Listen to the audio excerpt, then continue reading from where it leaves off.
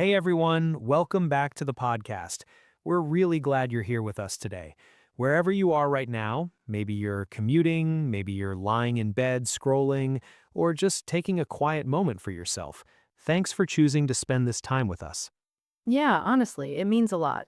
And today's topic is something that feels incredibly real, something almost everyone can relate to right now. We're talking about why so many people feel mentally tired in 2026. And not just a little tired, we're talking about that deeper kind of exhaustion, the kind where even after sleeping, even after taking a break, your mind still feels heavy. Exactly. It's like your body rests, but your brain just keeps going. You wake up, and before you even get out of bed, your thoughts are already racing. What you have to do, what you forgot, what's coming next. Yeah, and I think that's what makes this kind of tiredness different. It's not physical, it's constant mental activity. It's like your mind never really gets a chance to pause. And the scary part is, we've kind of normalized it. Saying, I'm tired, has become such a common thing that we don't even question it anymore. That's true. It's almost like a default state now. But when you really think about it, why are we this tired all the time? I think it starts with the fact that we're constantly connected. There's no real off switch anymore. Notifications, messages, updates, something is always trying to grab your attention. And it's not just the number of things, it's the frequency. There's barely any silence. Even a few minutes of quiet feels unusual now. And when there is silence, we fill it. We reach for our phones, open an app, scroll through something, because we're not used to just sitting with our thoughts anymore. That constant stimulation, it feels normal, but it's actually exhausting. Your brain is processing so much information every second. And it's not just neutral information. A lot of it is emotionally charged. News, opinions, arguments, comparisons. It's a lot to take in. Yeah, and I think social media plays a huge role here. It's designed to keep you engaged, but that engagement comes at a cost. Because you're not just watching, you're reacting. You're comparing your life, your progress, your achievements with what you see on your screen. And even if you try not to compare, it happens subconsciously. You see someone doing well, and a small voice in your head starts asking questions. Like, am I doing enough? Or why am I not there yet? And those thoughts don't just disappear, they stay with you. And over time, that creates this constant background pressure. Even when you're not actively thinking about it, it's still there. I think that's one of the biggest reasons people feel drained. It's not just what they're doing, it's what they're carrying mentally. That's such a good way to put it. Mental load. It's invisible, but it's heavy. And then there's the speed of everything. Life feels faster now, expectations are higher, and everything feels urgent. Yeah, like you always need to be doing something, improving something, working towards something. There's no space to just be. And if you do slow down, it almost feels wrong, like you're wasting time or falling behind. That pressure to always be productive, it's exhausting because it never ends. Exactly. There's always more you could be doing. And that always more mindset keeps your brain in a constant state of tension. And let's talk about decision fatigue for a second, because I feel like that's something people don't talk about enough. Oh, definitely. We make so many decisions every single day now. Small ones, big ones, constant choices. What to wear, what to eat, what to watch, what to reply, what to post, it never stops. And even though each decision seems small, together they take up a lot of mental energy. It's like your brain is always working in the background, even when you think you're relaxing. And that's the thing. Modern relaxation isn't really rest. Scrolling, watching, consuming, it still requires mental engagement. So your brain never fully switches off, it just shifts from one type of activity to another. And over time, that builds up. You start feeling drained without fully understanding why. And then there's the emotional side. We're exposed to so much negativity now: news, global issues, conflicts. Yeah, and even if it's not directly affecting your life, you still feel it. You absorb it. It's like carrying emotional weight that doesn't even belong to you. And when you combine that with personal stress, expectations, and daily responsibilities, it becomes overwhelming. So it makes sense why people feel mentally tired. It's not just one thing, it's everything combined. And yet, we still blame ourselves sometimes. We think we're not strong enough, not focused enough, not disciplined enough. When in reality, we're just overloaded. Exactly. And I think realizing that is important because it changes how you see yourself. It helps you understand that you're not the problem, the environment is intense. And once you understand that, you can start making small changes. Like setting boundaries, not feeling like you need to respond instantly or be available all the time. Or reducing unnecessary noise, turning off notifications, limiting screen time, creating a little space for your mind. And taking real breaks, not just scrolling breaks, but actual pauses where you're not consuming anything. Even a few minutes of doing nothing can help. Just sitting, breathing, letting your mind slow down.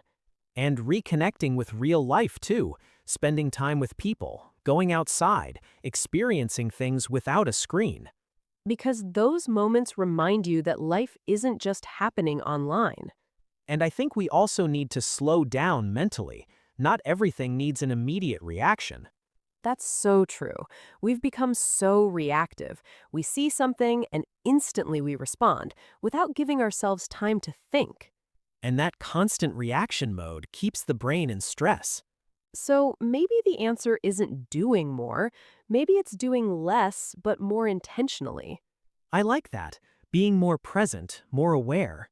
Because mental peace doesn't come from constant activity, it comes from balance. And maybe that's the real challenge of this time, learning how to live in a fast world without letting it overwhelm you. Yeah, learning how to stay calm even when everything around you feels chaotic. And maybe it starts with small steps, small pauses, small decisions to take care of your mind. Because at the end of the day, your mental energy is limited, and where you spend it matters. And if you're constantly giving it away to distractions, to pressure, to noise, you're going to feel empty. So maybe it's about being a little more protective of that energy. A little more mindful of what you let in, what you focus on, what you carry. And maybe, just maybe, allowing yourself to slow down without feeling guilty about it. Because not everything in life needs to be rushed, not every moment needs to be filled, and not every thought needs an immediate answer. Sometimes it's okay to pause, to breathe, to step back from the noise and just exist for a while. And in those small, quiet moments, you might start to feel a little lighter, a little clearer, a little more like yourself again. And maybe that's where real rest begins, not just for your body, but for your mind too. You know, we spend so much of our lives hearing things, voices, noise, opinions, expectations, but we rarely stop to ask ourselves, what are we actually listening to? Yeah, because hearing is automatic. It just happens. But listening, that's a choice, a quiet, intentional act. And sometimes we don't even realize how much unnecessary noise we've allowed into our minds until we finally sit in silence. And that silence can feel uncomfortable at first, almost unfamiliar, like something's missing. But maybe what's missing isn't noise. Maybe it's clarity. Exactly. Because when everything around you is loud, it becomes harder to hear what's within you. Your thoughts get tangled, your emotions feel heavier, and suddenly you're reacting to everything instead of understanding anything. So maybe the real question is, what deserves your attention? What deserves your energy? Because not every voice needs to be heard, and not every opinion needs a place in your mind. And that's where mindful listening comes in. Not just listening to others, but listening to yourself, your limits, your needs, your quiet signals that often get ignored because life feels too busy.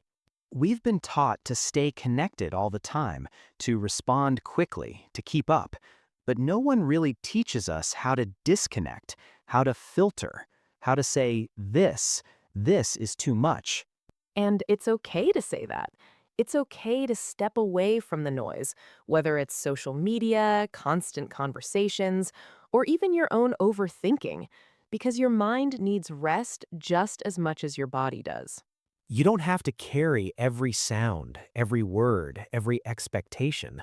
Sometimes the healthiest thing you can do is simply not listen. Not out of ignorance, but out of self-respect. Because protecting your peace doesn't mean shutting the world out completely. It just means choosing what you let in more carefully. And when you start doing that, something shifts. You feel lighter, calmer, like you've created a little space inside yourself where things aren't so overwhelming anymore. That space, it's important because that's where you begin to reconnect. Not with the noise, but with yourself, your real thoughts, your real feelings, not the ones shaped by everything around you. And maybe, just maybe, that's what we've been missing all along. Not more information, not more answers, but more awareness, more presence, more quiet moments where we can simply listen without pressure. Because sometimes the most important things you need to hear aren't loud at all. They're soft, subtle, almost hidden beneath all the chaos, and you can only notice them when you slow down. So maybe tonight, or whenever you get a moment, just try it. Sit in silence for a while. No distractions, no rushing, just you and your breath, and see what comes up. It might feel strange at first, maybe even a little uncomfortable, but give it time. Because in that stillness, your mind starts to settle, your thoughts begin to clear, and you might finally hear something real, something honest. And that honesty, it's not always perfect, it's not always easy, but it's yours, and that makes it meaningful. And remember, you don't have to figure everything out all at once. Not every thought needs an answer, not every feeling needs to be solved. Sometimes just listening is enough. Enough to understand, enough to heal, enough to move forward, one small step at a time. So be gentle with yourself, be patient, and most importantly, be mindful of what you choose to listen to, because it shapes more than you realize. And if things ever feel too loud, too overwhelming, just come back to the quiet. It's always there, waiting for you. A place where you can breathe, reset, and simply be. Because in the end, peace isn't something you find outside. It's something you create within, one quiet moment at a time. And on that note, we're going to gently wrap up today's episode. Thank you so much for taking this time with us, for slowing down, for listening, not just to us, but hopefully a little more to yourself, too. We truly appreciate you being here, sharing this space, this moment, this pause in the middle of everything else.